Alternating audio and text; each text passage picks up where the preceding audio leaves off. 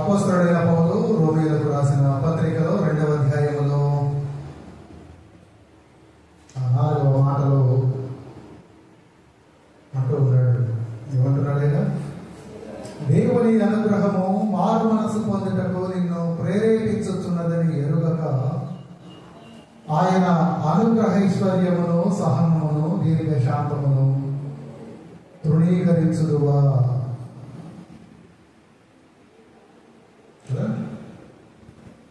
దేవుని అనుగ్రహము మారు మనసు పొందటానికి నిన్ను ప్రేరేపిస్తున్నది. కానీ ఆ రీతిగా ప్రేరేపిస్తున్నదని నీవు తెలియక ఆయన అనుగ్రహమును, దాని వలన ఐశ్వర్యమును, ఆయన సహనమును, ఆయన సుదీర్ఘమైనటువంటి శాంతమును మనము తృణీకరిస్తూ ఉన్నామా? ప్రశ్నించుకోమంటున్నారు. అలా ప్రశ్నించుకోమంటూ ఆ 5వ వచనములో అందుకు తగిన ఆ పరిణామము, అందుకు తగిన మూల్యము, ఒకవేళ నీవు మారు మనసు పొందడానికి ప్రేరేపించబడకుండా ఉన్నావా, అయితే నీవు తప్పక అందుకు తగిన మూల్యమును చెల్లించగలవంటూ ఆ 5వ వచనంలో ఆయన కొన్ని మాటలు మనకు జ్ఞాపకం చేస్తున్నారు కదా. దేవుని యొక్క తీర్పు విషయమై ఆ మాటలు మనకు కనబడుతూ ఉన్నాయి. అంటే దేవుని తీర్పు గురించి కాదు, కానీ ఆ తీర్పులోకి మనము రాకుండానట్లు మనము వేటి చేత ప్రేరేపించబడుతూ ఉన్నాము. ఈనాడు నీవు వేటి వలన ప్రేరేపణ పొందుతూ ఉన్నావు. ప్రేరేపణ అంటే చెప్పండి, నాకు తెలియదు. ప్రేరేపణ పాపం వినాలనుకుని కదా, మన డైలీ రొటీన్ ఎక్కువగా వింటూనే ఉంటాం కదా. ప్రేరేపించడం లేదా ప్రేరేపించబడటం అంటే మన హృదయంలో ఏదైతే ఆలోచన కలిగిందో ఆ ఆలోచనను ఆలోచనగానే ఉంచక దాని ఒక కార్యరూపమును ఇవ్వటం, అనగా దానిని నీవు చేతలలో కూడా కనపరచటం కదా. ఒక విధంగా చెప్పాలంటే ఇంగ్లీష్లో దానికి చాలా చక్కని మాట మోటివేషన్. ఈనాడు నీవు దేని చేత మోటివేట్ చేయబడుతూ ఉన్నావు, నువ్వు దేని చేత ప్రేరేపించబడుతూ ఉన్నావు కదా. ఏది దేవుని పరిశుద్ధాత్మ ప్రేరేపణ, ఏది దురాత్మ ప్రేరేపణ అని నువ్వు తెలుసుకోవాలి ఈనాడు కదా. లోకంలో ఎన్నో విషయాల చేత మనం ప్రేరేపించబడుతుంటాం, వాటి సంగతి పక్కన పెడతాం. కానీ మటుకు విశ్వాసులుగా పిలువబడుతున్న మనము అందుకు తగు రీతిలో పరిశుద్ధాత్మని చేత ప్రేరేపించబడుతున్నామా లేక దురాత్మ చేత మనం ప్రేరేపించబడుతున్నామో తెలుసుకోవాలి. అలా తెలుసుకోకపోతే ఏమవుతుందంటే కదా, మన కుటుంబాలు, మన సంఘము గొప్ప నాశనకరం వైపు నడుస్తూ ఉంటాయి. అదే దైవ ప్రేరణకు మనం లోబడితే దానికి ఆపోజిటే. నేను చెప్పగలరా ఏమవుతుంది? నాశనానికి ఆపోజిట్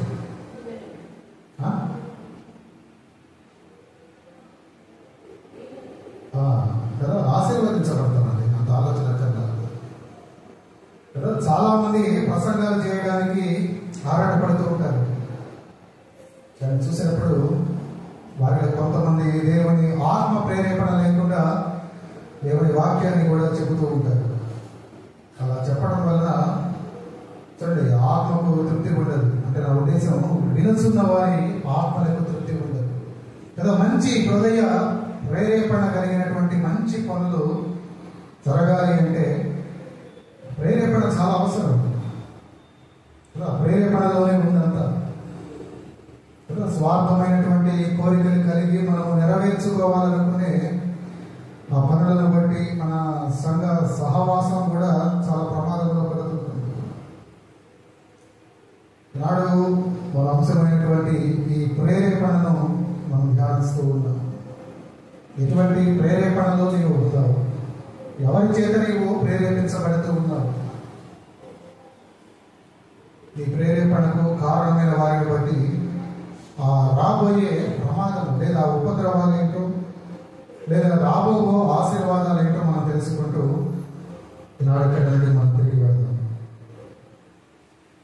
దేవుడి యొక్క ప్రేరేపణ, పరిశుద్ధాత్మ ప్రేరేపణ, సాతానుడి ప్రేరేపణ, దుష్టులైనటువంటి స్వార్థపరులైనటువంటి మానవుల ప్రేరేపణ, దైవజనుల ప్రేరేపణ,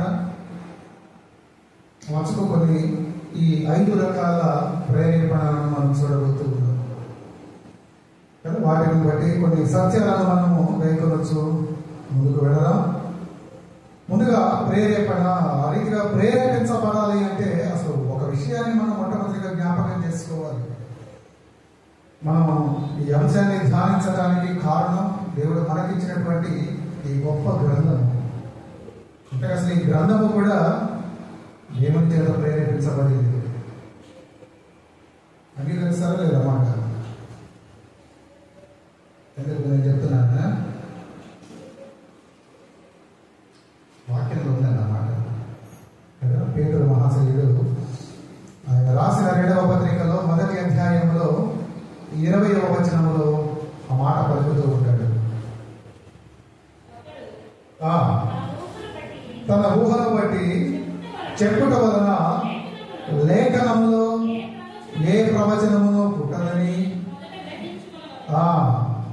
ఏనగా ప్రవచనము ఎప్పుడూ మనుష్యుని ఇచ్చను బట్టి కలగలేదు కానీ మనుష్యులు పరిశుద్ధాత్మ వలన ప్రేరేపించబడిన వారి దేవుని మూలముగా పలికిరి కదా. మనము ధ్యానిస్తున్న అనుదిన ఆహారంగా భుజిస్తున్నటువంటి డైలీ బ్రెడ్ కదా, మన ఆత్మలకు మనము రోజు ఆహారముగా పెడుతున్నటువంటి ఈ జీవ గ్రంథములోని వాక్కులను దేవుడు ఆయన ప్రేరేపణ చేత ఆయా కాలములలో ఆయా మనుషులని కంటే ఆయా భక్తులను బట్టి కదా, అది చాలా స్పష్టంగా గమనించాలి. వారి ఇచ్చను బట్టి కాదు కానీ మనుషులు పరిశుద్ధాత్మ వలన ప్రేరేపింపబడిన వారై దేవుని మూలముగా పలికారు కదా. చాలా మంది నాడు బైబిల్ను మన ప్రభువును వ్యతిరేకించే వారందరూ పలికే మాట, బైబిల్ మానవ కల్పితము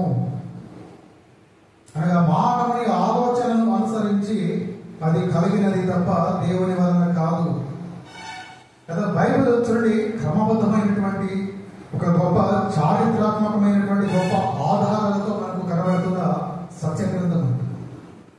బైబిల్ కేవలం మీరు గమనిస్తే విశ్వాసాలకే కాదు, ఎందరో శాస్త్రవేత్తలకు కూడా అది ఉపయోగకరంగా ఉన్నది. కొందరు ప్రేరేపించబడ్డారు.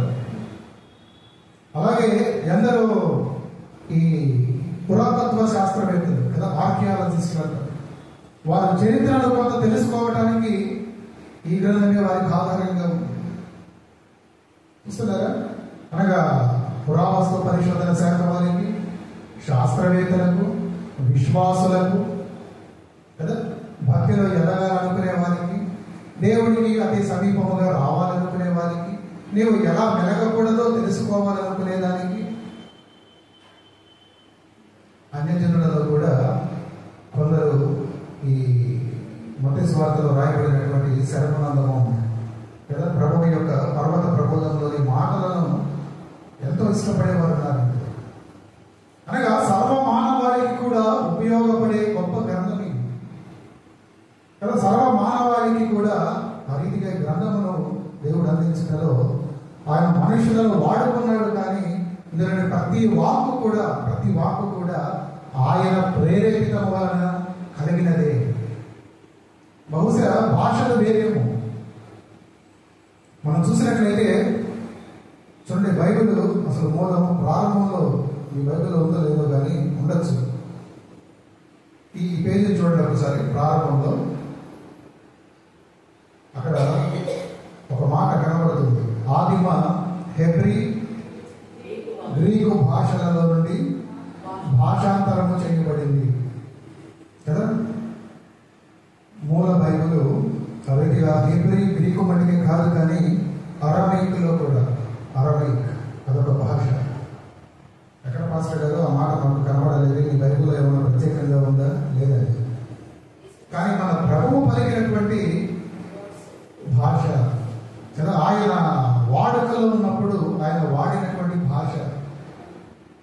ముఖ్యంగా చూస్తే ఆయన ఎక్కువగా తిరుగాడిన గలిలయ ప్రాంతంలో ఆనాటి ప్రజలు ఉపయోగించిన భాష అరబిక్.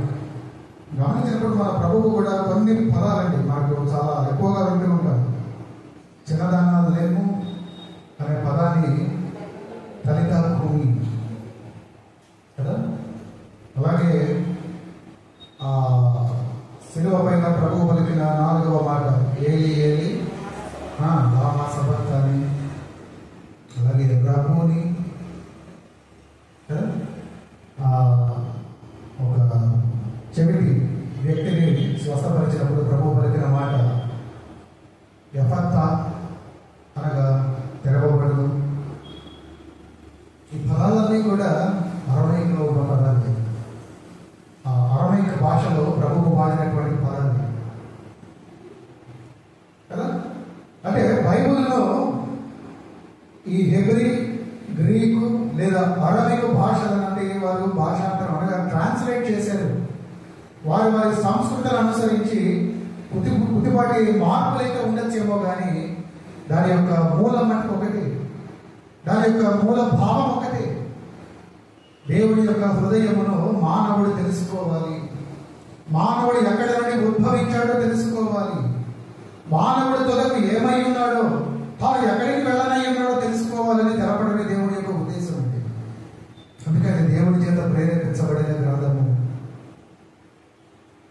అటువంటి గొప్ప గ్రంథము కనుకనే దేవుడు ఒక ఆజ్ఞను మనకు లేదా ఒక హెచ్చరికను ఆయన జారీ చేశాడు కదా. ప్రకటన గ్రంథంలో ఆఖరి అధ్యాయంలో 18వ వచనంలో ఉన్న మాటలు, ఆ మాటలు ఏంటి మనకు ఎక్కువగా తెలుసు. ఆ మాట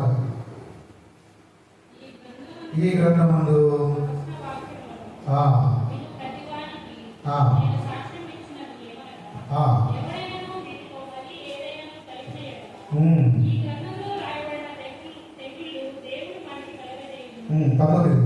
ఎవడైనాను ఈ ప్రవచన గ్రంథమున వాక్యములలో ఏదైనాను తీసివేసిన ఎడల దేవుడు ఈ గ్రంథములో వ్రాయబడిన వాడికి పాలు లేకుండా ఉన్నను కదా. ఈ గ్రంథములను అందుకే దేవుడు చెబుతూ ఉన్నాడు. అవి వారి తలంపులు కాదు, రాసిన వారి తలంపులు, దాన్ని భాషాంతరం చేసిన వారి తలంపులు కాదు. అది వారి సొంత ప్రేరేపణ కాదు, వారి ఇచ్చ వల్ల కలిగినది కాదు. అది నా ప్రేరేపణ, నా పరిశుద్ధాత్మ ప్రేరేపణ చేత కలిగిన గ్రంథము కనుక దానిలో మీ తలంపులు మీరు జోడించవద్దు. ఆ జోడింపు కొరకు, ఆ కలయిక కొరకు కొన్ని పదాలను మీరు తీసివేయవద్దు, కొన్నిటిని మీరు కలపవద్దు కదా. చూడండి, దేవుని వలన ప్రేరేపితమైనటువంటి గ్రంథము. దేవుని వలన ప్రేరేపితమైన ఈ గ్రంథములో నుండి కొన్ని మాటలు మనం చూడటానికి ఇష్టపడతాం కదా. మొదటగా దేవుడి ప్రేరేపణ కదా. ఈ గ్రంథము దేవుడి ప్రేరేపణ. దేవుడి ప్రేరేపణ మటుకే కాక మనం మరికొందరి ప్రేరేపణ కూడా చూడాలని సిద్ధపడుతూ ఉన్నాం. నేను చెప్పాను ప్రారంభంలో ఎవరి ప్రేరేపణలు ఉన్నాయి? ఇంకా మనుషుల ప్రేరేపణ, దైవజనుల ప్రేరేపణ, సాతానుడి ప్రేరేపణ. మనుషుల ప్రేరేపణలు వస్తాయి. దుష్టులు, స్వార్థపరులైన మానవుల ప్రేరేపణ కదా. మొట్టమొదటిగా మానవులకు కలిగిన ప్రేరేపణను మనం చూద్దాం. అందుకే వారికి కలిగిన ప్రేరేపణ ఏంటంటే దేవుడికి అర్పణము మనము తేవాలి. ఇక్కడ చాలా సంఘాలు ఆ మాట అనకూడని పరిస్థితి అయితే ఏదో దేవుడి మాటలు విందామని మేము వచ్చాము. పాస్టర్ గారు ఎంతసేపటికి కదా సంఘానికి డబ్బులు కదండి.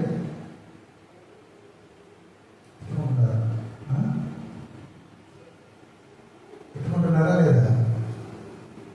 పెట్టుకోండి, పర్వాలేదు. కానీ మీ ప్రేరేపణ దేవుడికి అర్పణం ఇచ్చినదిగా ఉండాలి. మానవుడికి ఉండవలసిన ప్రేరేపణ, మానవుడు అనే కంటే విశ్వాసులకు ఉండవలసిన, దేవుడి పేరు పెట్టబడిన దేవుడి జనులకు ఉండవలసిన ఒక మంచి ప్రేరేపణ ఏదంటే దేవుడికి అర్పణము మనము తేవాలి. నిర్గమకాండంలోకి రండి. నిర్గమకాండము 35వ అధ్యాయంలో 21వ వచనాన్ని మనం చూసినప్పుడు చూడండి, దేవుడైన ఆ తర్వాత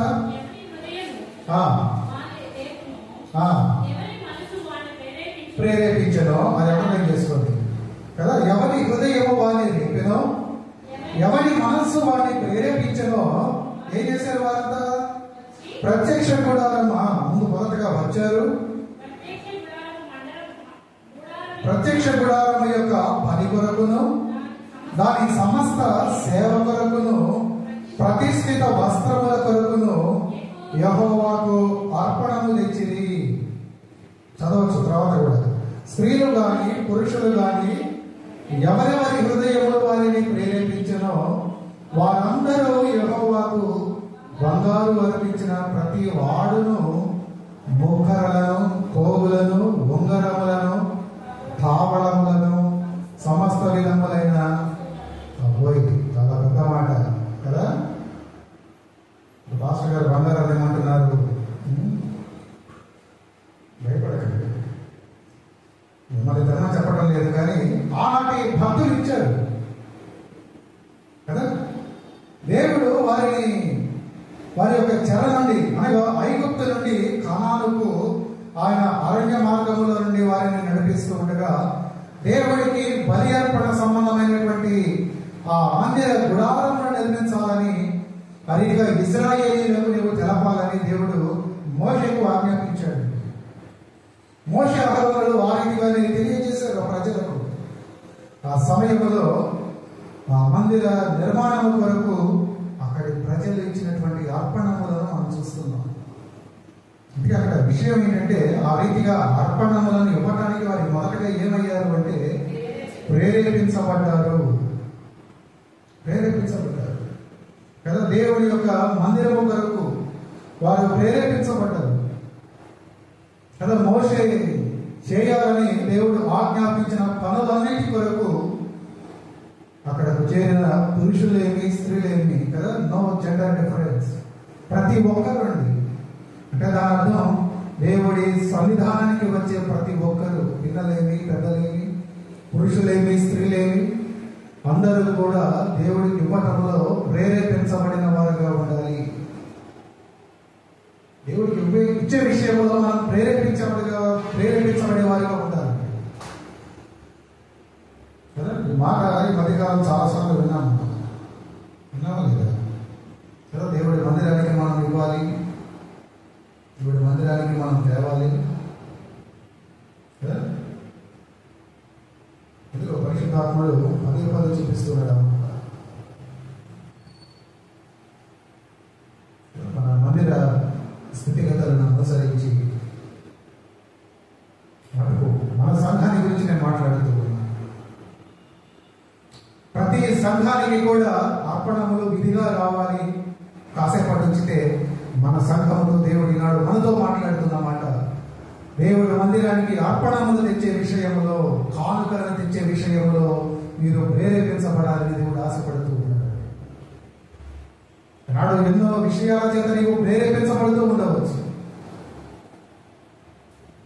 అందులో నీకు ఉపయోగకరమైనవి కదా నీవు కోరుకునే ఉండవచ్చు. కానీ దేవుడికి కూడా ఒక కోరిక ఉంది. నా మందిరానికి వచ్చే నా జనులు, నా పేరు పెట్టబడినటువంటి నా జనులు నా మందిరానికి తేవాలని నేను ఆశపడుతున్నాను. అలా తెచ్చే విషయంలో, అలా ఇచ్చే విషయంలో వారు ప్రేరేపించబడాలని నేను కోరుకుంటున్నాను కదా. చూడండి, మనపూర్వకంగా తేవాలి. చదవండి, అందులోనే 29వ వచనాన్ని చదవండి.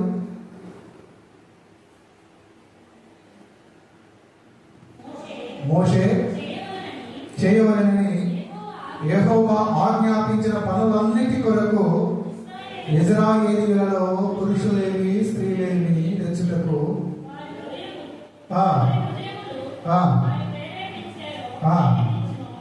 వారందరూ మనపూర్వకముగా కదా, మనస్ఫూర్తిగా వారి యొక్క అర్పణలను తెచ్చారండి. ఏదో పాస్టర్ గారు బలవంతం చేశారనో కదా, ఇంట్లో భార్య ప్రోత్సాహం చేసిందనో, లేదా భర్త ఒకటే మన సతాయిస్తున్నాడనో కాదు. ఎవరికి వారము మనస్ఫూర్తిగా తేవాలి. దేవుడికి చూపించే చిన్న కృతజ్ఞత అండి ఇది అర్పణ. నేను ఇవ్వకపోయినా ఈ మందిరం ఆగదు, ఈ మందిరంలో పరిచర్య ఆగదు కదా, మందిరంలో ఖర్చులు ఆగవు. కానీ దేవునికి నువ్వు ఎంత మటుకు కృతజ్ఞతగా ఉంటున్నావు. ఈనాడు మనమందరం ఈ రీతిగా సజీవుల లెక్కలో ఉన్నాము కదా. నరకానికి పాత్రలము కాక పక్కకు ద్రోయబడిన గుంపులో మనం ఉన్నాము. ఆ రక్షకుడి నామమును ధరించిన జనులుగా మనం ఉన్నాము. ఆయనను విశ్వసించిన మొదలు కదా, ఆయన నీ జీవితంలో నీవు అంగీకరించిన తొలి దినము నుండి దేవుడి నీ జీవితంలో పనిచేయడం ప్రారంభించాడు. ఎన్నో మేలు చేశాడండి, నువ్వే మర్చిపోతున్నావు. అటువంటి ప్రతి దినము ప్రతి మేలు నీకు ఇచ్చిన రక్షణ కదా, వాటన్నిటిని నువ్వు తలపోసుకుంటే దేవుడికి నువ్వు ఎంతైనా చెల్లించాలి. కానీ దేవుడు నీకు ఉన్నదంతా చెల్లించమంటూ లేదు, కానీ నీకున్న దాంట్లో కొద్దిగా నువ్వు నాకు ఇచ్చి నీ కృతజ్ఞతను నాకు కనపరచు. నాకు ఇవ్వడంలో నీవు మనస్ఫూర్తిగా ప్రేరేపించబడిన వాడు అయితే ఏది నాకు చూపించు, నా మందిరానికి తెచ్చి. ఉన్నాము మనం ఆ రీతిగా ఉన్నామండి. నేను ఎప్పుడు ఒక మాట చెప్తుంటా, దేవుడికి ఇచ్చి చెడిపోయిన వారు ఎవరు కూడా లేరు. నమ్ముతారు మాట? దేవుడికి ఇచ్చి నేను నాశనం అయిపోయానండి, దేవుడికి ఎంతో పెట్టి ఎంతో ఇచ్చి నేను నష్టపోయానండి, గొప్ప కష్టాల పాలయ్యానండి అని ఎవరు చెప్పలేరండి. ఎందుకంటే నేను ఎప్పుడు చెబుతుంటా, నేను ఎప్పుడు జ్ఞాపకం ఉంచుకుంటా అన్నమాట. దేవుడు ఎప్పుడు కూడా మనకు రుణగ్రస్తుడిగా ఉండటానికి ఆయన సిద్ధపడ్డాడు. దేవుడికి ఎప్పుడు నువ్వు నేను రుణగ్రస్తులమే తప్ప దేవుడు ఎప్పుడు కూడా నీకు రుణగ్రస్తుడిగా ఉండడండి. ఆయన ఎప్పుడు నీకు రుణపడ్డాడు, అలా ఉండడానికి ఆయన ఇష్టపడ్డాడు కూడా. ఆయన సామర్థ్యము గలది నువ్వు ఒకటిస్తే 10, 10 ఇస్తే 100. ఆయన సామర్థ్యము చొప్పున నీకు తిరిగి ఇస్తాడే తప్ప నీ దగ్గర ఇచ్చి దాన్ని తీసుకుని జేబులో వేసుకుని ఆయన ఎక్కడికో పరమకు వెళ్ళిపోయేవాడు కాదు. నువ్వు ఇచ్చిన ప్రతి దానికి ఆయన లెక్క కడతాడు, అతకు 10 ఇస్తాడు. అందుకే మలాఖీ గ్రంథంలో చూస్తే ఆయన మనల్ని ప్రశ్నిస్తున్నాడు ఆ ఇచ్చే విషయంలో. మీరు నాకు ఇచ్చి శోధించమని అంటున్నాడు ఆయన. చూసారా? మలాఖీ గ్రంథం 3వ అధ్యాయంలో 9వ వచనంలో, దానికంటే ముందు 8 నుంచి కూడా చదువుకోవచ్చండి, తప్పలేదు. మానవుడు దేవుని యొద్ద దొంగిలినా, అయితే నేను నా యొద్ద దొంగిలింది, దేని విషయంలో మేము నీ యొద్ద దొంగిలించమని మీరందరూ. ప్రభు అంటున్నాడు, 10వ భాగమును ప్రతిష్ఠితమైనటువంటి అర్పణములను మీరు ఇయ్యకుండా, అనగా మీరు నా మందిరానికి తేకుండా మీ దగ్గర పెట్టుకుని దొంగిలించేస్తున్నారు. చదవండి. ఈ జనులందరూ నా యొక్క దొంగిలి చేసి ఉన్నారు. అందుకు ప్రభువు చూడండి, చాలా పెద్ద మాటది కదా, మీరు శపితమైపోతున్నారు. మీరు దీవించబడాలి, మీ కుటుంబాలు ఆశీర్వదించబడాలి అని దేవుడు కోరుతూ ఉంటే మీ చర్యల చేత కదా, మీ అర్పణలను మీరు తేక మీ దగ్గరే ఉంచుకోవడం చేత దేవుడి దృష్టికి మీరు ఎలా కనబడుతున్నారు? శాపగ్రస్తులుగా కదా. చూడండి అక్కడ 10లో, నా మందిరములో ఆహారం ఉన్నట్లు 10వ భాగం అంతయు మీరు నా మందిరపు నిధిలోనికి తీసుకొని రండి. అలా చేసి మీరు నన్ను శోధించి చూడండి. ఇప్పుడు అంటున్నాడు, నేను ఆకాశపు వాకింగ్లను విప్పి పట్టజాలనంతగా. కాబట్టి ఆకాశపు విస్తీర్ణం ఎంత మన ఊహకు కూడా అందదు కదా. అటువంటి ఆకాశం అంతటిని కూడా ఆయన తెరచి, అనగా అదొక పోలికగా కనబడుతుంది. మీరు నాకు ఇవ్వవలసింది నాకు ఇవ్వండి, నా ఎదురు తేవాల్సింది మీరు నాకు తెచ్చి చూపించండి. మీరు పొందే ఆశీర్వాదానికి మితి ఉండదు కదా, మీరు ఊహించలేరు. మనం ఎన్నో సాక్ష్యాలు పెట్టుకుంటాం అప్పుడప్పుడు కదా. ఏమని? మేము ఒకప్పుడు ఇదండి చాలా పేదరికంలో ఉండేవాళ్ళం, తినడానికి కూడా మాకు సరిగ్గా ఉండేది కాదు. కానీ నాడు దేవుడి యొక్క మహాకృపను బట్టి, ఆయన నాకు ఇచ్చిన ఆశీర్వాదమును బట్టి మేము ఎంతో ఎంతో ఎంతో మందికి మేము ఆదరణగా ఉంటున్నాం, వారికి ఆహారములు పెడుతున్నామండి. వినరు లేదా సాక్ష్యాలు? అది ఏంటో కాదండి, ఇదే. మీరు అటువంటి సమయంలో ఆ సాక్ష్యాలు విన్నప్పుడు మీరు జ్ఞాపకం చేసుకోవాల్సింది ఒకటే, వారు ఎంత లేవీలో ఉన్నా వారికి ఉన్న దాంట్లోనే వారు దేవుడికి ఇవ్వవలసింది ఇచ్చారు. అది నీ ప్రాథమిక హక్కు అండి. దేవుడికి నువ్వు ఇవ్వటము అనేది నీ ఉనికి. నేనున్నానయ్యా, నువ్వు నా జీవితంలో ఉన్నావు కదా, ఇదిగో నువ్వు నా జీవితంలో పనిచేస్తున్నావు కదా, అది వాళ్ళకు ప్రతిఫలమే నేను పొందుకున్నా కనుక అందులో నుండి ఇదిగో నీకు ఇస్తున్నా. అనగా దేవుడు ఉన్నాడు, ఆయన జీవితంలో పనిచేస్తున్నాడు అని ఆయన ఉనికిని నీవు గుర్తించడం, ఆయన ఉన్నాడు అని మరవకుండా నీవు ఉండటం, ఆయన ఇచ్చేదాన్ని బట్టి ఆయనకు నీవు కొంత కృతజ్ఞత చెల్లించుకోవడం. అంటే దేవుడికి అర్పణం ఇవ్వడం లేదంటే మీరు ఆ విషయాలన్నింటిలో వెనకబడినట్లు. అందుకే దేవుడు అక్కడ మీరు శరీరమైన వారు, నేను ఉన్నానన్న సంగతే మర్చిపోయారు, నేను మీ జీవితంలో పని చేస్తున్నానని మీరు గుర్తించడం లేదు, నేను మీకు ఇచ్చిన దానికి కృతజ్ఞతగా మీరు నా విషయంలో ఉండటం లేదు. దేవుడికి ఇచ్చే విషయంలో ప్రేరేపించబడిన హృదయాలు కలిగిన వారముగా మనం ఉండాలి. అనగా దేవుడికి ఇవ్వడంలో ఎప్పుడు వెనకడుగు వేయకూడదు. పైగా 29లో మనం చదివారు కదా, ఏమని? వాడు మనస్ఫూర్తిగా ఇచ్చాడు. ఎవరో ప్రేరేపిస్తేనో ప్రోత్సాహం చేస్తేనో కదండి, అందుకు కాదు. దేవుడు నాకు ఇచ్చాడు, ఇదిగో నేను ఆయనకి ఇస్తున్నాను. మనస్ఫూర్తిగా ఇచ్చినటువంటి హృదయాలను మనం చూస్తున్నాం. ఇక్కడ దేవుడికి ఇచ్చే విషయంలో మీ ప్రేరేపణ ఏ రీతిగా ఉందో మాకైతే తెలియదు, కానీ మీరు గమనించుకోండి. దేవుడికి ఇచ్చే విషయంలో మీ ప్రేరేపణ ఏ రీతిగా ఉంది కదా. సంఘానికి ఇవ్వకపోయినా సంఘ పరిచయం కాదు,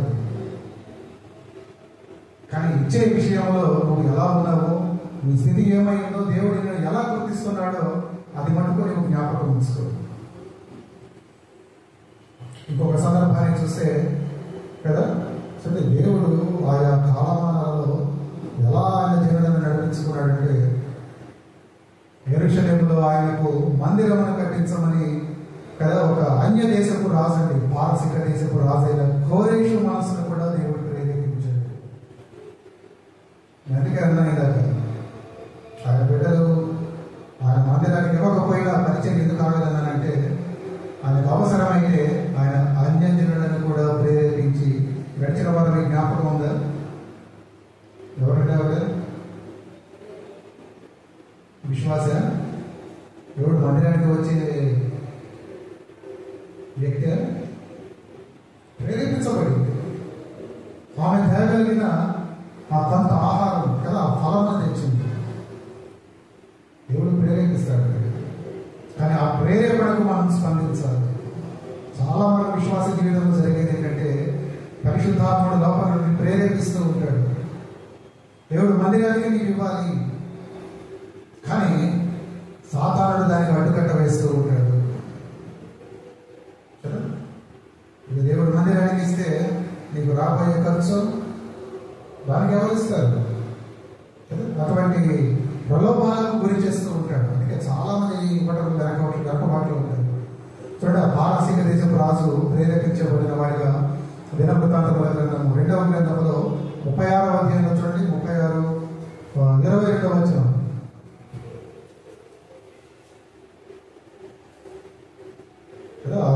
రాజు నెబుకద్నెజరు ఇజ్రాయేలు దేవుని మందిరాన్ని పాడు చేస్తాడు కదా. ఇప్పుడు సమయం వచ్చింది, అన్య రాజు కోరేషు ఖజానా నుండి ఆలయానికి కావలసిన, చూసారా, పారసీక దేశపు రాజైన కోరేషు ఏలుబడియందు మొదటి సంవత్సరమున ఇర్మియా ద్వారా పలకబడిన తన వాక్యమును నెరవేర్చుటకై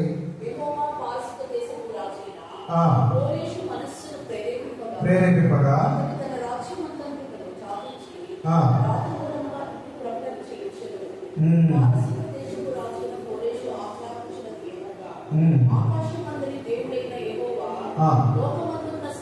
సకల జనములను నా వశము చేసి యూదా దేశమందున యెరూషలేములో తనకు మందిరమును కట్టించమని నాకు ఆజ్ఞ ఇచ్చి ఉన్నాడు.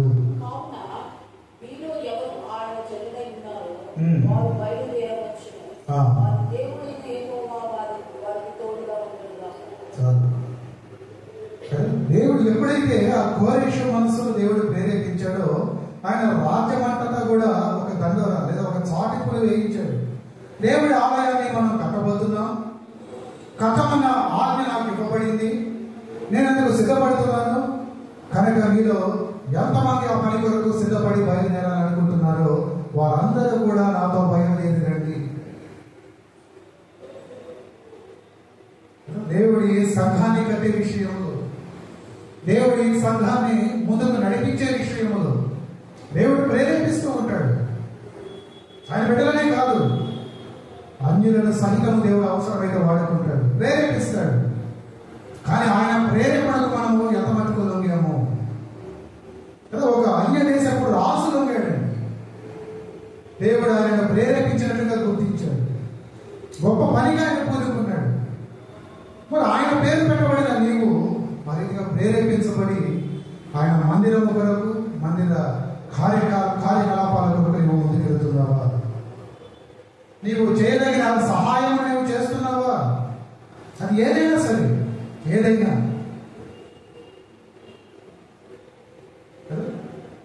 గమనించండి. దేవుడి యొక్క ప్రేరేపణ చేత విశ్వాసులు అదిగా దేవుడి కొరకు, దేవుడి మందిరము కొరకు, ఆయన పని కొరకు నడిపించబడాలి. ఇంకొక నడిపింపును మనం చూద్దాం, లేదా ఇంకొక నడిపింపు కాదు, ఇంకొక ప్రేరేపణను మనం చూద్దాం. ఇది మానవునిలో ఉన్నటువంటి ఒక దైవికమైన ప్రేరేపణ. అదే మానవుల ప్రేరేపణ ఎలా ఉంటుందో చూసారండి. మత్తయి సువార్త 14వ అధ్యాయం, మత్తయి సువార్త 14వ అధ్యాయం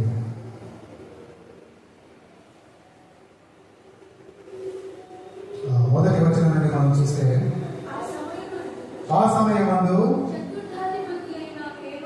హేరోదు యోహాను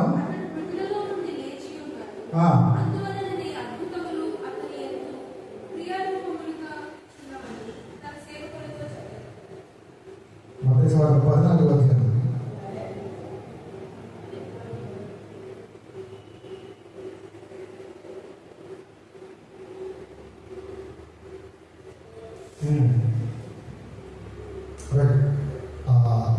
ఆరో వచనం నుండి మనం చూస్తే, అయితే హేరోదు జన్మదినోత్సవం వచ్చినప్పుడు హేరోదియ కుమార్తె వారి మధ్య నాట్యమాడి హేరోదును సంతోషపరచెను. కనుక ఆమె ఏమి అడిగినను ఇచ్చేదనని అతడు ప్రమాణపూర్వకముగా వాగ్దానము చేశాను. చదవండి. అప్పుడు ఆమె తన తల్లి చేత ప్రేరేపించబడినదై పళ్ళెములో పెట్టి నాకు ఇప్పించామని అడిగాను. చూసారండి, దుష్ట స్వభావం కలిగిన మానవుని ప్రేరేపణ కదా. దేవుని ప్రేరేపణ ఎలా ఉంటుందో మనం చూసాం. కోరేషు రాజు దేవుడి మందిరాన్ని కట్టడానికి సిద్ధపడ్డాడు. ఆయన ప్రేరేపణకు అంగీకరించిన వారి స్థితి ఎలా ఉంటుందో చూసాం. ఇశ్రాయేలీయులు మనస్ఫూర్తిగా అర్పించారు. ఈ కోరేషు రాజు దేవుడి మందిరానికి పూనుకున్నాడు కదా, మందిర నిర్మాణానికి పూనుకున్నాడు. అదే దుష్ట స్వభావం కలిగిన మానవుడి ప్రేరేపణ ఎలా ఉంటుందంటే, చూడండి, అక్రమంగా తన సహోదరుడైనటువంటి ఫిలిప్పు భార్యను కదా హేరోదియాను ఆయన కలిగి ఉంటూ బాప్తిస్మనిచ్చి యోహాను ఎప్పుడైతే ఆ చర్యను గద్దించాడో, అది తగదని వాదించాడో, అది యోహాను చెరసాలలో వేయటమే కాదు కానీ కదా ఆ గొప్ప దైవజనుడి ప్రాణమును బలిగోరు రీతిగా ప్రేరేపించబడినటువంటి ఒక తల్లి స్వభావం, ఒక మాతృమూర్తి స్వభావం మనం చూస్తూ ఉన్నాం. ఎందుకు? ఒక చెడు విషయమై, ఒక హేయ విషయమై వారించినందుకు కదా. అప్పుడు ఆమె తన తల్లి చేత ప్రేరేపించబడినదై బాప్తిస్మమిచ్చు యోహాను తలను ఇక్కడ పళ్ళెములో పెట్టి నాకు ఎక్కించమని అడిగాను కదా. ఒక దైవజనుని చంపటానికి కుమార్తెను ప్రేరేపించినటువంటి తల్లి మనకు కనబడుతూ ఉంది. కాసేపు ఆ తల్లి పాత్రను పక్కన పెడితే మానవుడి స్వభావం ఎలా ఉన్నదో మనకు కనబడుతూ ఉంది కదా. మానవుడి స్వభావము దుష్టత్వముతో నిండుకొనినది, స్వార్థముతో నిండుకొనినది ఉన్నప్పుడు అటువంటి బుద్ధులే పడతాయి, విపరీతమైన బుద్ధులు. కనుక మన ప్రేరేపణ కొన్నది కాదు మనం నడవాల్సింది. అందుకే ప్రారంభంలోనే ఒక ప్రశ్నను సంధించారు. ఏంటది? మీరు పరిశుద్ధాత్మ చేత ప్రేరేపణ పొందుతున్నారా, దురాత్మ చేత ప్రేరేపణ పొందుతున్నారా? మీరు ఎవరి ద్వారా ప్రేరేపణ పొందుతున్నారో మీ కుటుంబాలు, మీ సంఘాలు అవి చూస్తేనే చెప్పచ్చు కదా. ఆ కుటుంబం పరిస్థితి ఎలా ఉందంటే కదా, ఒక మనుషుని ప్రాణము కోరినంతగా కదా. అందులో ఒక దైవజనుడు, పరిశుద్ధాత్మ చేత నిండుకొనినవాడు, యేసుకు ముందుగా నడిచిన వాడు కదండి. ఇప్పుడు ఆ తల్లి అనే పాత్రకు మనం వస్తే, ఈనాడు మనం తల్లులుగా తండ్రులుగా ఉంటున్నాము. మరి మన బిడ్డలను మనం ఏ రీతిగా ప్రేరేపిస్తున్నాము? మనలాంటి స్వభావం చేత లేక దేవుడి చేత ప్రేరేపించబడిన వారు కాదు. ఎలా ప్రేరేపిస్తున్నాం? ఆ తల్లి ఆమె స్వభావం అనుసరించి ఆ బిడ్డను ప్రేరేపించింది. ఆ బిడ్డ కోరింది ఆ రీతిగా కదా. అందుకే మనలో చాలా మటుకు ఒక మాట పెట్టుకుంటాం, ఇంత ఒకటి అయితే చెట్టు ఒకటి అవుతుందా. తల్లిదండ్రులుగా మనం ఏమై ఉన్నామో మన బిడ్డలు దాదాపు అదేనండి. ఈనాడు మనము ఏమై ఉన్నామో మన బిడ్డలు అదే రానున్న కాలంలో, దాంట్లో సందేహం లేదు. ఎందుకంటే వారు ఎదిగే క్రమంలో మనల్ని చూస్తూ వారు ఎదుగుతూ ఉంటారు. వారు ఎక్కువ సమయం గడిపేది మనతోనే, వారు ఎక్కువగా చూసేది మనల్ని. అటువంటిప్పుడు నీ బిడ్డలకు నువ్వు ఏ రీతిగా కనబడుతున్నావు? నీవు ఎవరి చేత ప్రేరణ పొందిన వాడుగా, ప్రేరణ పొందిన దానవుగా నువ్వు కనబడుతున్నావు. దేవుని చేత ప్రేరణ పొందిన వారు కదా, సాతానుడి చేత ప్రేరణ పొందిన వారు కదా, లేదా మీ ప్రేరణను అనుసరించా? ఎలా కనబడుతున్నారు మీరు? ఎలా కనబడుతున్నారు? గడిచిన కాలంలో మనం ధ్యానం చేసాం కదా, కొన్ని మాటలు జ్ఞాపకం చేస్తున్నాం. ఎందరో తల్లులు దేవుని చేత ప్రేరేపించబడిన వారిగా వారి జీవితాలను నడిపించుకుంటూ వారి బిడ్డలను కూడా ఆ రీతిగా దేవుని ప్రేరణ చేత నడిపించిన వారిగా, రానున్న కాలంలో వారిని గొప్ప దైవజనులుగా చేసిన వారిగా మనకు కనబడుతూ ఉన్నారండి. సూసన్నా వెస్లీ, మన కుమారుడు జాన్ వెస్లీ, మెథడిస్ట్ డినామినేషన్ జార్జియుడు ఆయన, ఒక సంఘ సంస్కర్త చార్లెస్ వెస్లీ, కొన్ని వేల సంఖ్యలో పాటలు రాశాడు ఆయన. చాలా మంది. మానవ ప్రేరణ ఏ రీతిగా ఉంటుంది? ఆ రీతిగా ఉంటుంది. దుర్మార్గంతో నిండుకునేదిగా ఉంటుంది. కనుక మానవ ప్రేరణ మనకు కదా. ఇంకా మత్తయి సువార్త 20వ అధ్యాయంలో 27వ అధ్యాయంలో రండి. 27వ అధ్యాయంలో చూస్తే 20వ వచనంలో ప్రధాన యాజకులను పెద్దలను బరబ్బను విడిపించమని అడుగుటకును, యేసును సంహరించుటకును జన సమూహములను ఏం చేశారు కదా. ఎవరు ప్రేరేపించిన వారు? ప్రధాన యాజకులు, తర్వాత పెద్దలు. బరబ్బను విడిపించమని అడుగుటకు, యేసును సంహరించుటకు జన సమూహములను వారు ఏం చేశారు కదా. అనగా దుర్మార్గులు వారి యొక్క స్వనీతిని నెరవేర్చుకోవడానికి కదా, వారి స్వనీతి కార్యాలను వారు నెరవేర్చుకోవడానికి ఒక నీతిమంతుడిని వారు బలి చేస్తున్నారు. ఏ పాపం ఎదిగినటువంటి ఆ లోక రక్షకుడిని కదా, ఆ సర్వ జగత్ రక్షకుడిని వారు బలిగా అడుగుతున్నారు, బలి చేయమని ప్రేరేపిస్తున్నారు జన సమూహాలను కదా, బరబ్బాను విడిపించడానికి, యేసును సంహరించమని జన సమూహాలను వారు ప్రేరేపిస్తున్నారు. ఈనాడు సంఘంలో పెద్దలుగా ఉన్నావు, సంఘంలో నీకు కావాల్సిన పదవి రాకపోతే నీవు ఎవరిని సంఘం వ్యతిరేకముగా నీవు మారుస్తున్నావు, సంఘం వ్యతిరేక కార్యాలను నీవు ప్రేరేపిస్తున్నావు.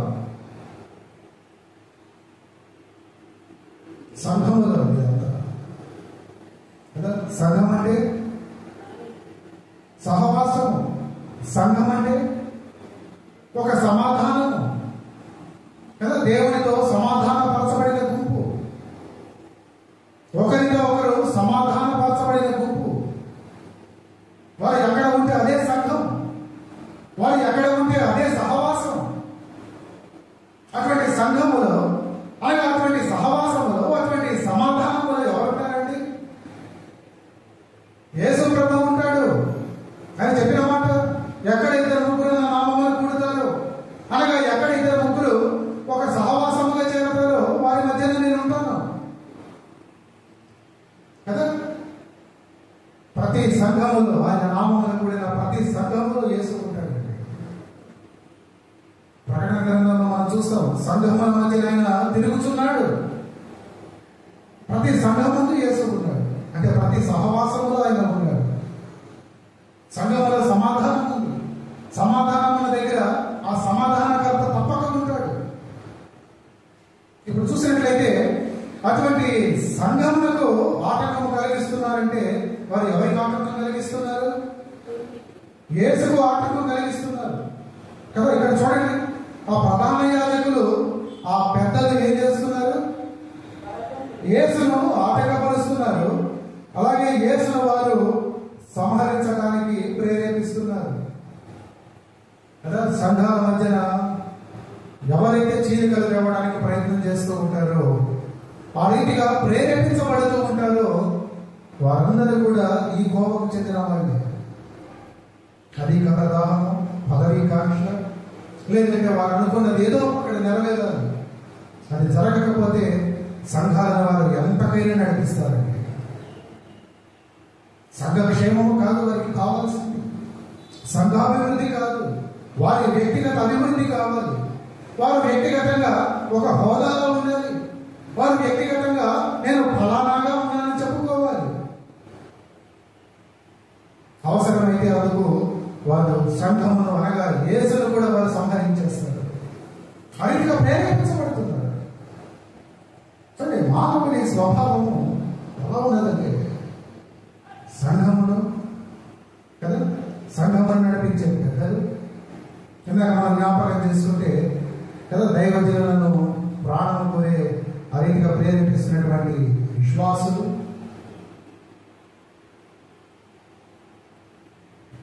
ఎవరిని పోయి నడుచుకుంటున్నాం, లేదా ఎవరు మనకు ప్రేరేపణగా ఉన్నారు, మన ఆలోచనలు ఏ రీతిగా ప్రేరేపించబడుతూ ఉన్నాయి.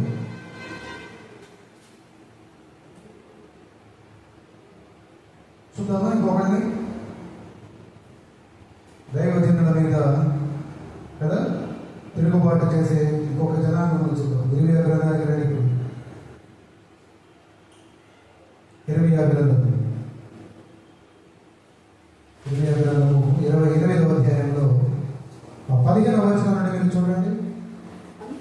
అంతటా ప్రవక్త అయిన ఇర్మియా అనన్య వినుము, యెహోవా నిన్ను పంపలేదు, ఈ ప్రజలను అబద్ధమును ఆశ్రయింపజేయుచున్నావు కాగా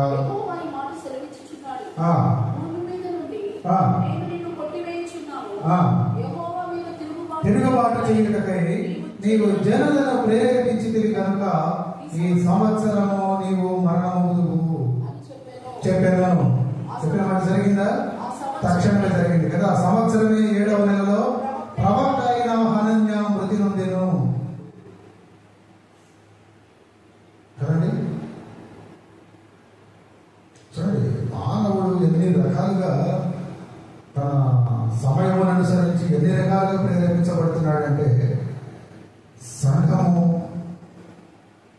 యేసు అని తెలిసినప్పటికీ, సంఘము ప్రభువు అని తెలిసినప్పటికీ సంఘమును విచ్ఛిన్నం చేయడానికి ప్రేరేపించబడుతున్నాడు. ఇందాక ఆ ప్రధాన యాజకుడు, ఆ పెద్దలుగా, అలాగే దైవజనులను వెలిగించడానికి ప్రేరేపించబడుతున్నారు. అవసరమైతే వారిని నాశనము కోరు రీతిగా వారు ప్రేరేపించబడుతున్న వారిగా ఉంటూ ఉన్నారు.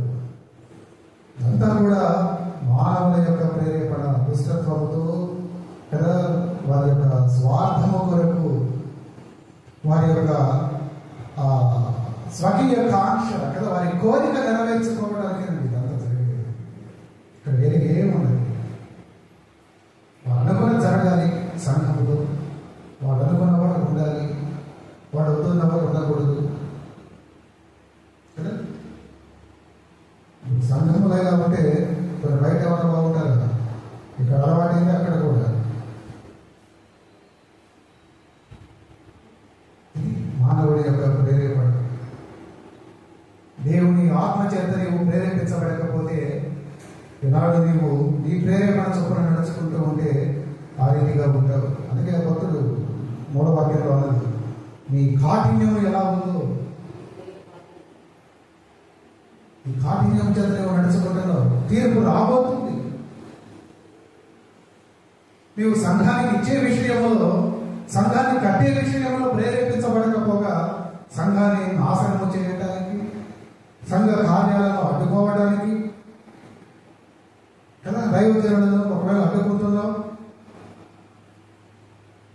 ఒక యథార్థమైన సంఘటన సేవకుల కూడికలో ముచ్చరించుకుంటూ ఉంటాను కదా. సుమారు 1987, నాకు గుర్తులేదు, 87 మొదటి ఆ ప్రాంతమే శ్రీకాకుళం జిల్లాలో మన రాజ్యం ఒక బ్యాప్టిస్ట్ సంఘం. దైవజనుడు చక్కటి వాక్య పురోహితులలో మంచి ప్రార్థనాపరుడుగా ఉండి దైవాత్మ చేత ప్రేరేపించబడిన వాడిగా దేవుడి వాక్యాన్ని చెబుతూ ఉండేవాడు. మనస్పర్ధలు ఎలా వచ్చాయో ఆ గాస్పెల్ కమిటీ కన్వీనర్కు ఆయనకు కుదరక ఒకనాడు ఆయన ఇదే రీతిగా ప్రసంగిస్తూ ఉంటే, మాట్లాడింది చాలు మీరు దిగిపోండి అన్నాడు. ఆ మాట పలికినటువంటి ఆ గాస్పెల్ కమిటీ కన్వీనర్, ఆ సంఘ సభ్యుడు, ఆ సంఘ పెద్దలలో ఉన్నటువంటి ఆ ఒక ఆయన ఆ మాట పలికాడండి. ఇక పాస్టర్ గారు పాపం ఏం అర్థం కాదు, నిరమయమైపోయి ఒక 2 నిమిషాలు మౌనంగా ఉండిపోయాడు. తర్వాత ఆయన తెలుసుకున్నాడు, మళ్ళీ ప్రసంగించడం మొదలుపెట్టాడు. కానీ ఆ మాట పలికిన వ్యక్తి నెల రోజులు కాకుండా ఆయన గుండెపోటుతో మరణించాడు. దేవుడి కనుదృష్టి ఆయన జనుల మీద, ఇందులో ఆయన పరిచర్యలో ఉన్న జనుల మీద ఏ రీతిగా ఉంటుందో ఆ ఒక్క దృష్టాంతాన్ని మనం జ్ఞాపకం తీసుకోవచ్చు. ఆయన కాదు, ఆ సంఘ ప్రెసిడెంట్, ఆ వైస్ ప్రెసిడెంట్గా ఉన్నటువంటి వారు, మరి వాళ్ళు సపోర్ట్ చేశారు కదా. ఆయన అడ్డపడుతున్నాడు, ఏదైనా లేచి వారించుంటే ఎలా ఉండేది. వారు కూడా ఆ సంవత్సరంలో ఇద్దరు మరణించారు. మానవుని ప్రేరేపణను మనం పరిగణలోకి తీసుకుంటే అలా ఉంటుంది. సంఘాభివృద్ధికి కాక, సంఘ క్షేమమునకు కాక, సంఘ నాశనమునకు చూసే ప్రేరేపణగా మనం కలిగి ఉంటూ ఉన్నాము. చూద్దాం, ఒకవేళ పరిశుద్ధాత్మ ప్రేరేపణ చేత మనం ఉన్నట్లయితే చూడండి, పరిశుద్ధాత్మ చేత ప్రేరేపించబడిన సంసోనను మనం చూడవచ్చు. న్యాయాధిపతుల గ్రంథంలో 14వ అధ్యాయంలో చూస్తే 5వ వచనంలో, అతను తన తల్లిదండ్రులతో కూడా తిమ్నాతునకు వెళతాడు. తిమ్నాతు ఏంటంటే అది ద్రాక్ష తోటల చేత నింపబడింది కదా. తిమ్నాతు ద్రాక్ష తోటల వరకు వచ్చినప్పుడు కొదమసింహం అతనికి ఎదురుపడేది, బొబ్బరిస్తూ వస్తుంది. కానీ యెహోవా ఆత్మ అతనిని ప్రేరేపించగా అతని చేతిలో ఏమీ లేకపోయినను ఒకడు మేకపిల్లను చీల్చినట్లు అతడు దానిని చీల్చెను.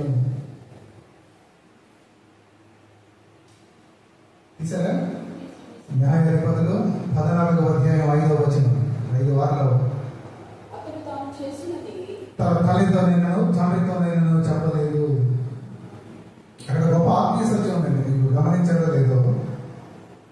సంసోనును ఒక విశ్వాసిగా చూస్తే అతడు తిమ్నాతుకు కదా ద్రాక్ష తోటల వరకు వచ్చాడు. ఈరోజు ఒక విశ్వాసిగా ద్రాక్ష తోట దేవుని సంఘము, ఆ సంఘము దాకా నీవు వచ్చావు.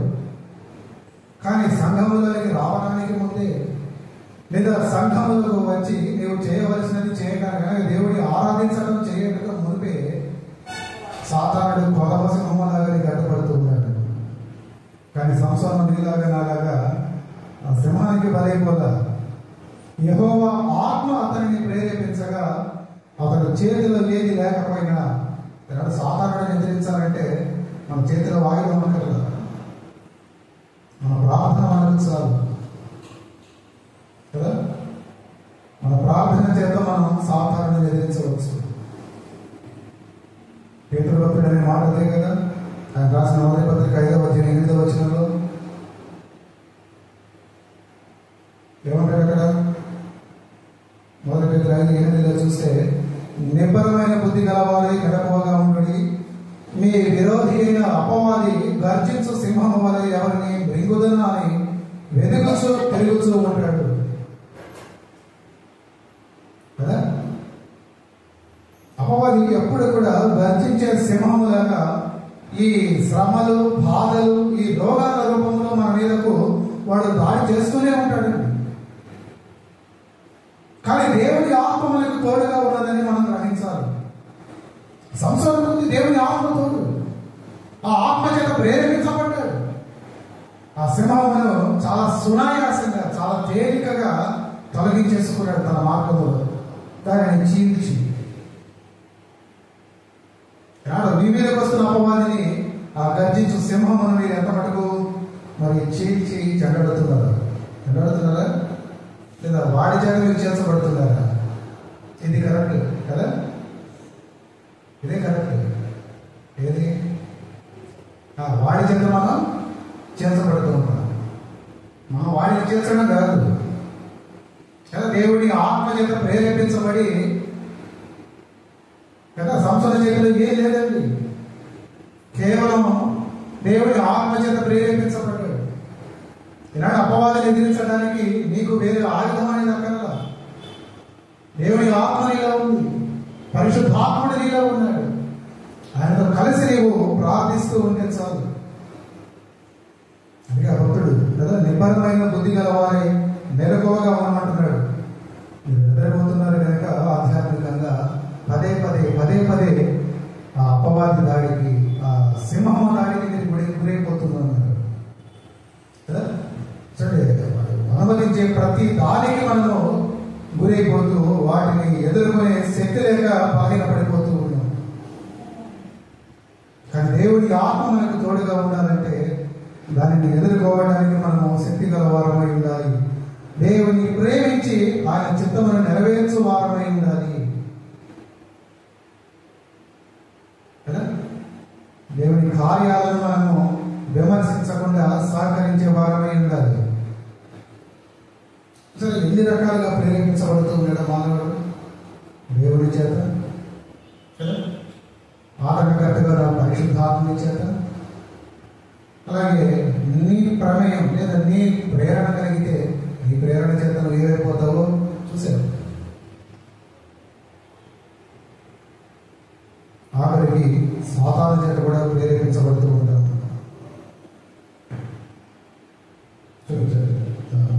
5-10 నిమిషాలు ముగించేస్తాను.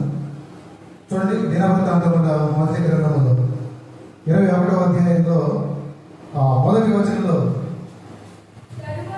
తరువాత విరోధముగా లేచి ప్రేరేపింపగా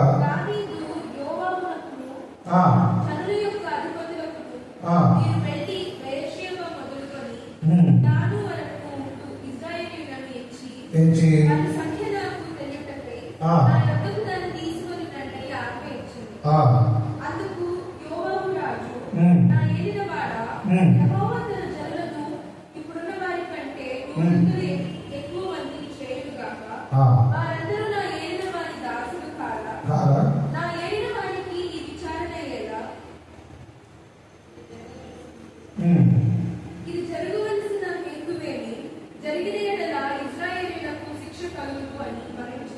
చాలు.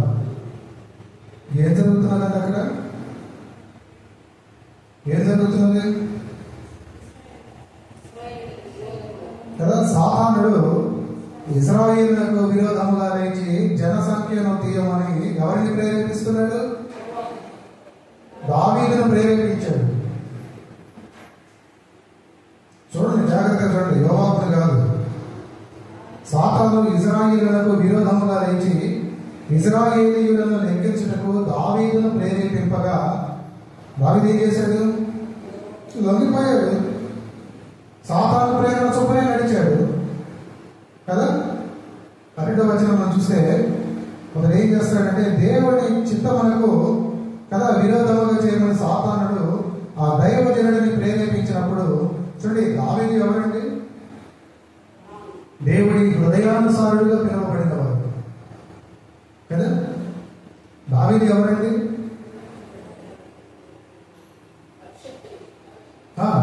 అభిషేకించబడిన వాడు. దావీదు ఎవరండి? మందసం ఎదుట పరవశముతో నాట్యం పడిన వాడు కదా. అంతటి గొప్ప మహాభక్తుడు, అంత గొప్ప దేవుడి హృదయానుసారుడు, అంత గొప్ప దేవుడి చేత పిలువబడి ఎంపిక చేయబడిన వాడు సాధారణ చేత ప్రేరేపించబడ్డాడు. చూసారా? చూడండి, దావీదుకే సాధారణ చేత ప్రేరేపించబడినప్పుడు తలపక తప్పలేదంటే మన పరిస్థితి ఏంటో. దావీదు అంత గొప్ప భక్తుడైనప్పటికీ, దేవుడి చేత హృదయానుసారుడుగా పిలువబడినప్పటికీ కదా, ఆయన జీవితంలో కూడా కొన్ని పర్యాయములు సాధారణ చేత ప్రేరేపించబడినట్టు. బెత్షెబా జీవితంలో ఆయన చేసిన విధానం బట్టి చూస్తే సాతానుడి చేత ప్రేరేపించబడిన వాడు కదా. అందుకే ఆమెతో ఆ పాపములో ఉన్నాడు, అటు వెంబట నరహత్యను జరిగించాడు. ఇప్పుడు చూస్తే మరలా సాతానుడి చేత ప్రేరేపించబడ్డాడు కదా. సాతాను ఇశ్రాయేలులకు విరోధముగా లేచి ఇశ్రాయేలీయులను లెక్కించుటకు దావీదును ప్రేరేపింపగా దావీదు యోవాబునకును జనుల యొక్క అధిపతులకును, మీరు వెళ్ళి సెన్సెస్ చేయండి. సాతానుడు ఎప్పుడు అంతే, వాడు కలిగే ఆయుధాలేంటి? శరీరాశ, నేత్రాశ, జీవపడము. వాటిని సాధనాలుగా చేసుకుని వాడు ఎప్పుడు కూడా దేవుడి భక్తులను పడదవేయడానికి కదా, వాటిని దేవుడికి దూరం చేయడానికి ప్రయత్నం చేస్తూ ఉంటాడు.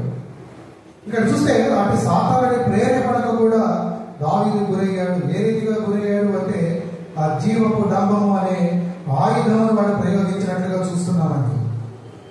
ఎలా చెబుతున్నారని మీరు? జనసంఖ్యను లెక్కించమన్నాడు అంటే దాని అర్థం ఏంటో తెలుసా?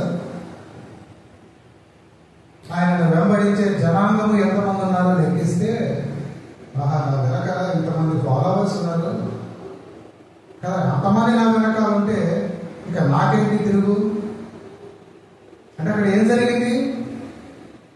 దేవుడి మీద నమ్మకమును పక్కన పెడుతున్నాడు కదా, దైవిక బలమును పక్కన పెడుతున్నాడు. ఆయన వెనకున్న జనుల బలాన్ని చూసుకోబోతున్నాడు కదా. అప్పటి వరకు దేవుడి శక్తి పైన ఆధారపడినటువంటి దావీదు ఆ సైనిక శక్తిని నిరూపించుకోవడానికి ప్రయత్నిస్తూ ఉన్నాడు కదా. దేవుడి యొక్క చిత్తమును అడగకుండానే అతడు సాతానుడికి లోపడిపోయాడు. ఈనాడు చాలా మంది అదే జరిగేది.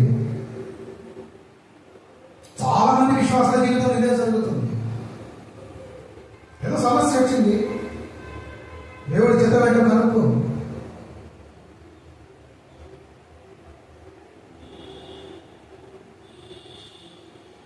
అప్పటికి మీరు చూస్తే 3వ వచనంలో చూడండి, అందుకు యోవాబు ఏమన్నాడు? రాజా, నా ఏలిన వాడ, యెహోవా తన జనులను ఇప్పుడున్న వారి కంటే 100 ఎక్కువ మందిని చేయను గాక. ఎవరిది యోవాబు? క్షమించాలి, దావీదుకు సర్వసైన్యాధ్యక్షుడు, జనరల్, ఆర్మీ జనరల్. అప్పటికి హెచ్చరిస్తున్నాడు కదా, దేవుడి బలం ఆయన జ్ఞాపకం చేస్తున్నాడు కదా. జనసంఖ్య చేయడం పాపమని దావీదులో ఆ ప్రయత్నం అనేది తొలగించే ప్రయత్నం చేశాడండి కదా. మన జీవితంలో కూడా ఎప్పుడప్పుడు దేవుడు ఆయన నిలవబెట్టుకునే దైవజనులను బట్టి, లేదా కొందరు పెద్దలను బట్టి, కొందరు ప్రార్థనాపరులను బట్టి, లేదా అనుదినం దేవుడి వాక్యమును ధ్యానించే వారిని బట్టి కొన్ని మాటలు హెచ్చరికలిస్తూ ఉంటాడు యోబు ఇచ్చినట్లుగా. కానీ ఆ హెచ్చరికలను కూడా మనం కాదని దావీదులా ఏమైపోతున్నాం, సాతానుడి చేత ప్రేరేపించబడి ఆ ప్రేరేపణను అనుసరించి మనం వెళ్ళిపోతూ ఉన్నాం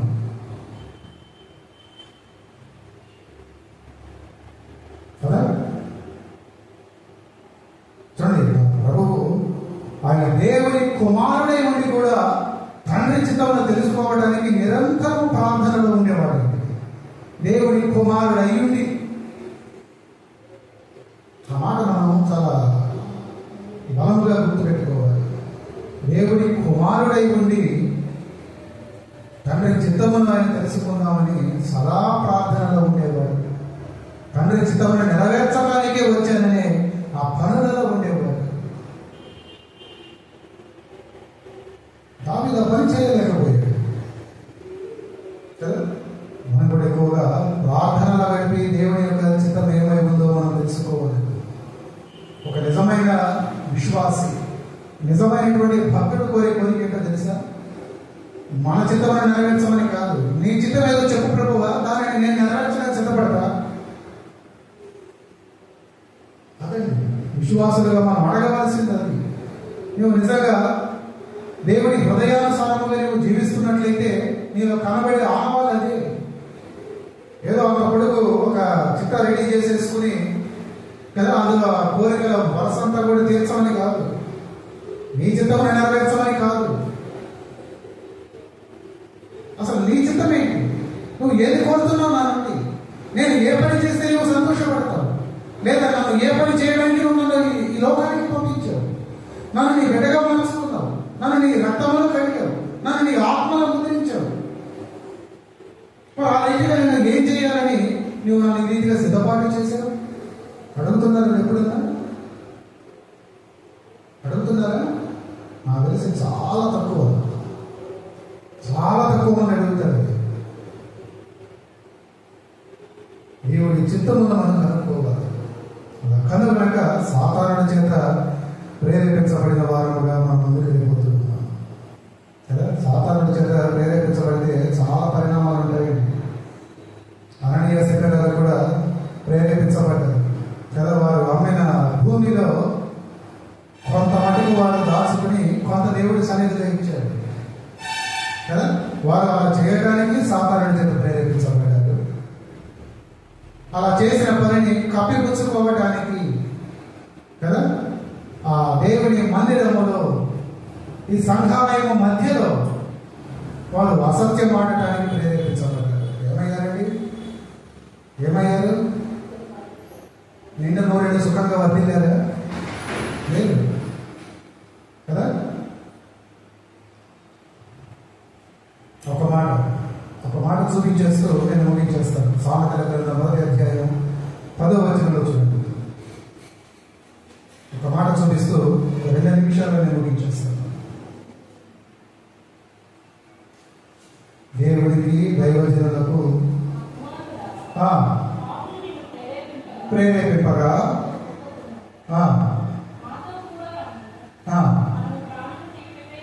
మనం ప్రాణము తీయుటకై పంచియుందము, నిర్దోషి అయిన ఒకరిని పట్టుకొనేటకు దారి ఉందము అనినప్పుడు 11 చదవండి. 11 కదా. పాపులు నిన్ను ప్రేరేపింపగా ఒప్పుకోము. ఒప్పుకోమంటున్నాడా? ఒప్పుకోదు అంటాడు. ఒప్పుకోకు. వారు ప్రాణం తీయడానికి నేను రమ్మంటారు కదా. చూడండి, దేవుని అనుగ్రహము మారు మనసు పొందడానికి నిన్ను ప్రేరేపిస్తున్నది. కానీ సాధారణ ప్రేరేపణ ఏ రీతిగా ఉంటుందో, సాధారణను అనుసరించి నడిచే మానవుల ప్రేరేపణ ఏ రీతిగా ఉంటుందో మనం చూసాం. దేవుడి యొక్క ప్రేరేపణ ఎప్పుడు కూడా ఒక కన్స్ట్రక్టివ్ మేనర్లో ఉంటుంది. అది ఒక నిర్మాణాత్మకమైనది. కట్టువాడు.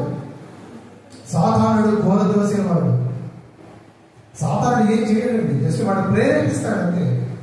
వాడు ప్రేరేపించిన దానిని అనుసరించి నడుచుకోవాలా లేదా అన్నది ఇంకా నీ చేతుల్లోనే ఉంటుంది. వాడు ప్రేరేపిస్తేనే మనం పడిపోతున్నాం. వాడు నీ చేత చేయించడం లేదు. నేను చేయడానికి ఆ పని ఆ రీతిగా చేయడానికి నేను మోటివేట్ చేస్తున్నాడు కదా. పదే పదే వాడు నీ హృదయంతో మాట్లాడుతున్నాడు. ఆ మాటలు మీ చెవులలో వాడు వినిపింపజేస్తూ ఉంటాడు. కానీ మీరు విన్నదానిని బట్టి మీరు నడుచుకుంటారా లేదా అన్నది మీ చేతుల్లోనే ఉంది. ఈనాడు మీరు దేని చేత ప్రేరేపించబడుతూ ఉన్నారు? దేవుని చేత లేదా దైవాత్మ చేత? దేవుని ఆత్మ చేత మీరు ప్రేరేపించబడుతున్న వారైతే దేవుడు మిమ్మల్ని సంఘాలను కట్టేవారిలో వాడుకుంటాడండి. సంఘ నిర్మాణంలో వాడుకుంటాడు. సంఘాన్ని విశాలపరచడంలో దేవుడు వాడుకుంటాడు. అదే మీరు సాతానుడి చేత ప్రేరేపించబడిన వారైతే చూశారు కదా. ఇందాక హేరోదియ చేసిన పని ఒక ప్రాణమును కోరమంది కదా కుమార్తెను కదా. పెద్దలుగా ఉన్నవారు చేసిన పని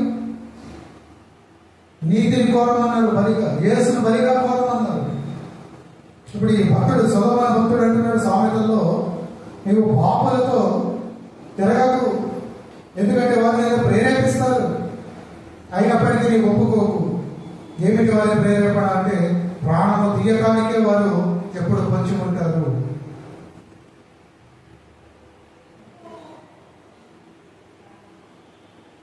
చూస్తున్నారండి సాతానుడి ప్రేరేపణ ఎలా ఉంటుందో, పరిశుద్ధాత్మ ప్రేరేపణ ఎలా ఉంటుందో కదా, దేవుని ప్రేరేపణ ఎలా ఉంటుందో సంసారం చూశారు. ద్రాక్ష తోటకు వెళుతున్నాడు, అనగా సంఘానికి వస్తున్నాడు. మధ్యలో కొత్త సింహం మండలించింది కదా. నాకు మాట చదివినప్పుడు సంఘానికి రాకుండా ఉండిపోయే వాళ్ళందరి జీవితంలో ఆ కొత్త సింహం పనిచేస్తుందని తెలుస్తున్నది. దాంట్లో సందేహం లేదండి. ఎప్పుడైనా ఏదైనా కారణం చెప్తారు, ఎప్పుడు ఒకటే చెప్తారు. ఏదో వేరే ప్రాంతానికి వెళ్ళవలసి వస్తేనో లేదంటే ఏదో గొప్ప రోగంతో మంచం మీద ఉంటే తప్పక సంఘానికి రావడం మనం మానకూడదు. నువ్వు రోగంతో ఉన్నావా, సంఘానికే రా. నువ్వు మంచం మీద పడి ఉంటే తప్పక కదా. ఆ రీతిగా రోగం నీలో ఉన్నది అంటే ఆ రోగం చేత నువ్వు సంఘానికి రాకూడదనే ఆలోచనలో ఉన్నావు అంటే ఆ కొత్త సింహము అపవాది చేత నీవు బంధింపబడుతున్నావు కదా. భౌతికమైన రోగమే కాదు, మరి ఏ కారణం చేత సంఘానికి నీవు రాకూడదని నిర్ణయించుకున్నా, అనగా నీవు ఆత్మీయ రోగిగా ఉన్నావు అన్న నువ్వు ఆ సింహము చేత నువ్వు పీడించబడుతున్నావు. కానీ మటుకు మనము సంసోనులాగా దేవుడి ఆత్మ చేత ప్రేరేపించబడిన వారమై దానిని పడద్రోస్తూ కదా, ఆ సింహమును మనం చీలుస్తూ దేవుడి సంఘానికి వెళ్ళాలి. మనపూర్వకముగా మనం ప్రేరేపించబడిన వారమై దేవుడికి ఇవ్వవలసిన సమస్తము నీకు ఇవ్వాలి. ఒక మంచి తలాంతులు ఇచ్చాడు దేవుడు, అద్భుతంగా పాడగలుగుతున్నావా, ఇచ్చే ఆ తలాంతులు. మంచి సంగీత వాయిద్యాలను నీకు ఆడించగలుగుతున్నావా, వాయించు సంగీత వాయిద్యాలను. చక్కగా సాక్ష్యము చెప్పగలుగుతున్నావా, చెప్పు సాక్ష్యము.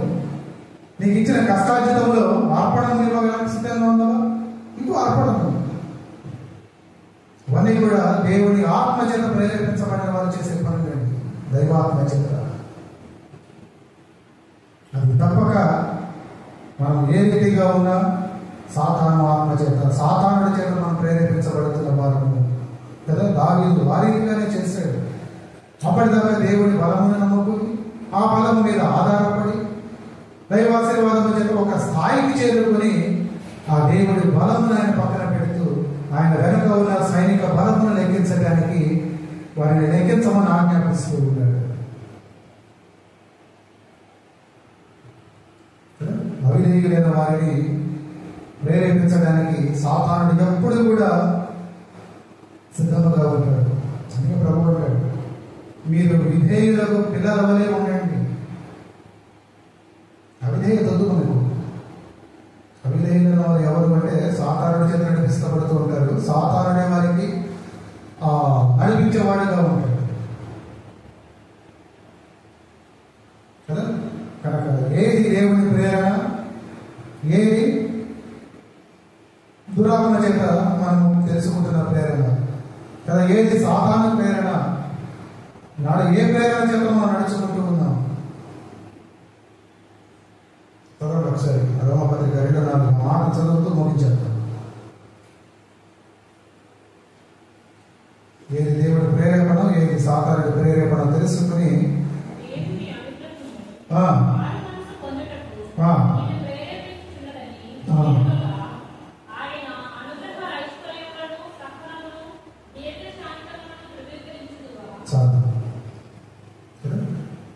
దేని ద్వారా ప్రేరేపించబడుతున్నావో, నీ మారు మనసు ప్రేరణకు ఏది ఆటంకముగా ఉన్నదో, లేదా నీ మారు మనసు ప్రేరణకు ఏది కారణముగా ఉన్నదో నువ్వు తెలుసుకొని నడుచుకోవాలి.